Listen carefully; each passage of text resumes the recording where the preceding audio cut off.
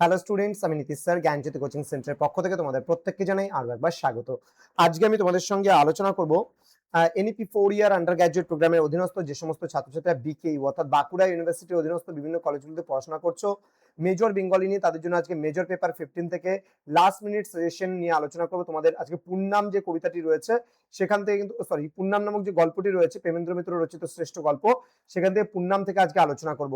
কোন কোন প্রশ্নগুলো তোমরা পড়বে, কত কত মার্কসের জন্য, এই নিয়ে বিস্তারিত আলোচনা করার পূর্বে তোমাদেরকে বলে রাখি, যারা এখনো আমাদের চ্যানেলটিকে সাবস্ক্রাইব করোনি তারা অবশ্যই চ্যানেলটিকে সাবস্ক্রাইব করে পাশে থাকা বেল আইকন অল প্রেস করে রাখো, যাতে নেক্সট টাইম থেকে কোনো ভিডিও আপলোড করলে তার নোটিফিকেশন তুমি সবার আগে পেতে পারো।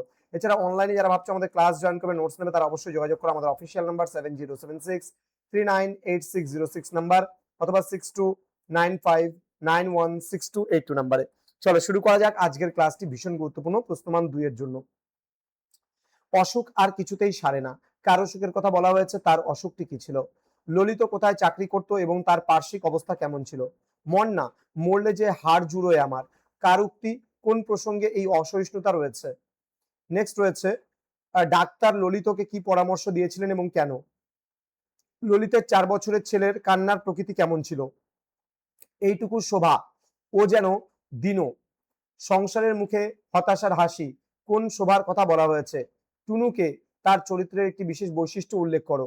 কেন তুমি আমায় মারলে, শিশুর এই একঘেয়ে অভিযোগের তাৎপর্য কি?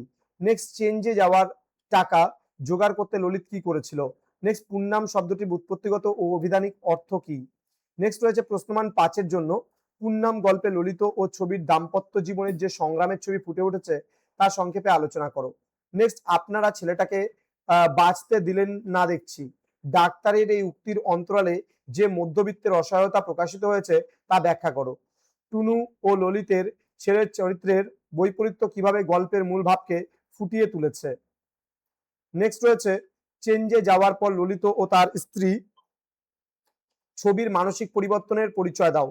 এই খোকা হয়তো বড় হবে, মানুষ হবে, সংসার করবে, ললিতের এই উক্তির মধ্যে দিয়ে লেখক কোন জীবন সত্য তুলে ধরেছেন?